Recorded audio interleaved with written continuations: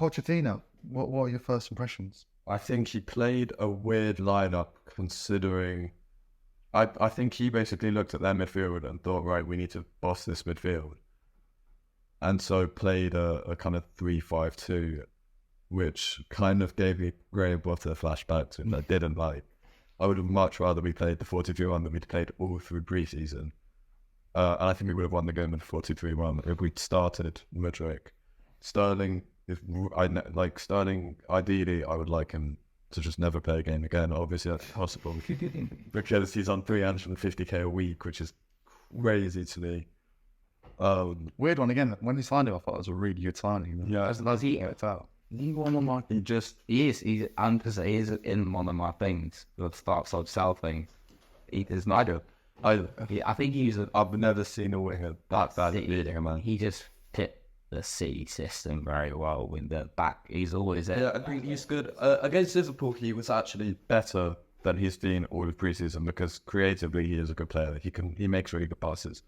But I've never seen a winger that bad at being able to beat him. Like, it is actually, I wouldn't back him against any defender in the world. I think he's so unpredictable. He'll do a couple of step overs and that's all he has in his locker, and he's really, really just. So, do you think there's any more space for transfer business for Chelsea? And if so, sure. Where? We've submitted a bid for a second goalkeeper or plays for Chicago Fire. Matt Turner vibes, like, 15 million. We've also have this other keeper that we signed from, I don't know if it's Chicago Fire, but we also have this other keeper in the academy, another American guy, Gabriel Slolina, played in the under-21 bid of last season, really, really good. He's just gone out on loan to a Belgian club, and I think starting from next season, he'll be integrated into the squad. But goalkeepers right now, we are going to get a second goalkeeper, and I think it's going to be this guy, this American guy, I forgot his name. But I don't know where else we... Right, calling out for Sterling to get the drops was not a way. Yeah, winger. I mean, so we're in for a right wing. Obviously, we were very close to lose it happening. I don't know what's happened there with him. I don't know why he would decide to extend with the Palace. Even if he wanted to reject Chelsea, there's no point extending with Palace because his old Palace contract had a release clause, so it would have given him much more options to go if he ever wanted to. I really don't get it.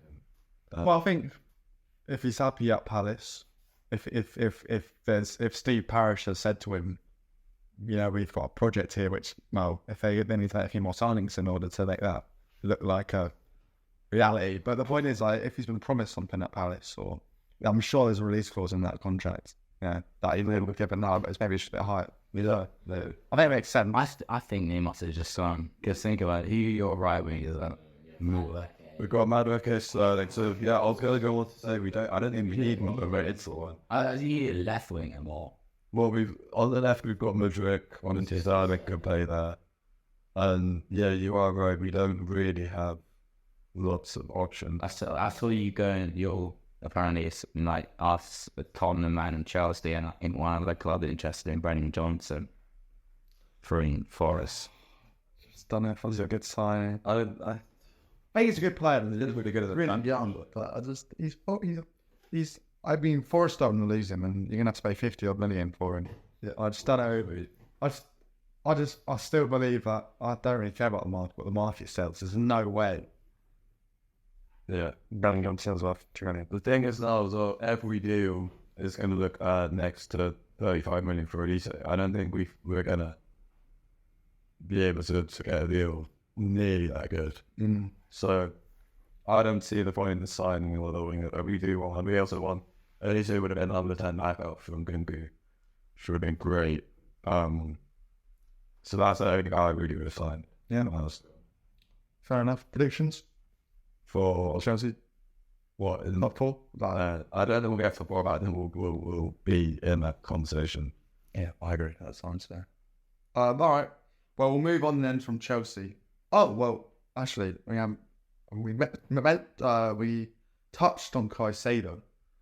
So what is Caicedo a good signing? Is Lavia a good signing? Is Lavia ready to? There's been a Southampton team that came 20th, 58 million, big money. Is he ready to come in and do something? I think if you watch that Liverpool game, Caicedo would have won us the game.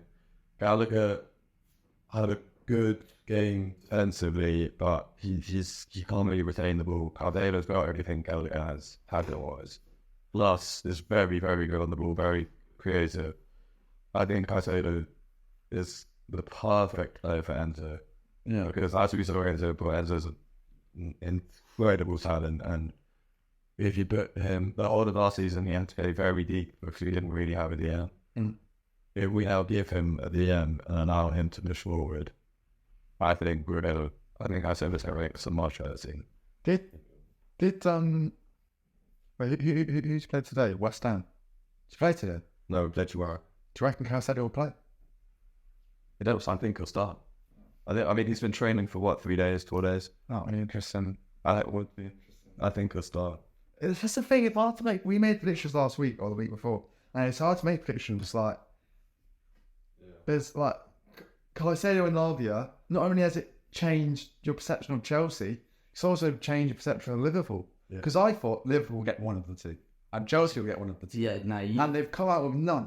it's like that sort of thing that Liverpool replaced their 31-year-old midfielder with a 31-year-old midfielder. So it's like, I feel bad. I feel like you've just done it to. I don't feel like. Yeah, you're hating on Brighton, saying, "Oh, Brighton, this is all awful club. Chelsea are an idiot." How would Liverpool be thinking about Chelsea, right? Yeah, look, I think I don't. Yeah, Liverpool can't blame Chelsea. It's their own stupidity. They were going for Lavia. Southampton was saying 50 million, and Liverpool were going 40, 42. They said they got a bid in of like 47.5. I'm just thinking, just pay the extra 2.5 million, but just get over the And line. they ended up playing 60. Although they had an offer accepted to 60 because Chelsea came in. Yeah, I mean, that's the latest to us because Caicedo, so they bumped us up. But I don't think there's a problem with them signing a 31-year-old player necessarily. I think Is Endo 31? I think that he's in the 30s. I think he's 30. I don't think that's a problem. I don't think. Well, it's been long for the end. You say it's not a long-term solution. Thiago Silva was a long-term solution for us. We signed him at 30. Now, I mean, if DM is different, DM is one of the toughest positions to play. And You don't see many like 30. Like Busquets is like very much. Busquets, but he's retired at 30. Not retired, he's gone into Miami at 34. Casemiro is the only one I can read. I think Casemiro is really bad. I think he's a terrible goal. I think and also a lot of United fans would agree. Last week we put out TikTok clips right of Stan saying those are outrageous things. All of the comments were, "Oh, let's start a podcast," sort of. Maybe that can't. I now can't put that on TikTok or else I'm just gonna get. No, a lot of United fans. No, I think I think Casemiro is not good enough to play for Man United anymore, and No, that's completely. You have to act like this is outrageous. I promise you, this is not an unpopular opinion. No. I will show you afterwards. I will.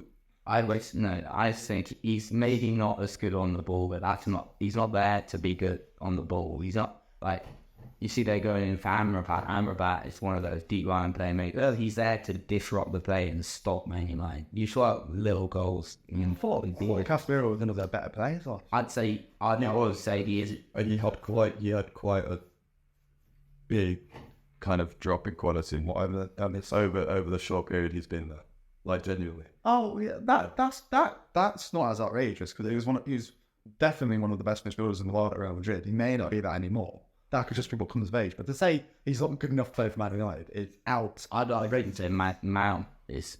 I don't think nothing like that. But no, Mount. I think Mount can. Mount. In my league, Fernando start the midfield three of Mount, Bruno Fernandes, and Casemiro. I think we will dominate the midfield with Emerson Royale and the. Yeah. I think Mount. The thing about Mount is he's changed so much as a player since when he used to be good. Because in the season in Lampard's season, his kind of season where everyone starts to think, wow, this is a talent. He played out wide and he was very kind of skinny and quick and very kind of technical on the ball. And now he's a big midfielder. He's lost all of that, the agility and the pace. And I really don't see him. But what's he good at? Yeah, I don't see him. He used to be genuinely one of the most technical players I had seen. The stuff he could do was crazy dribbling wise, and he's lost it all. Yep. And now, Well, that says something when Rocco says that, because he's been someone who's stuck with the base amount for Yeah. quite a while. So that's interesting.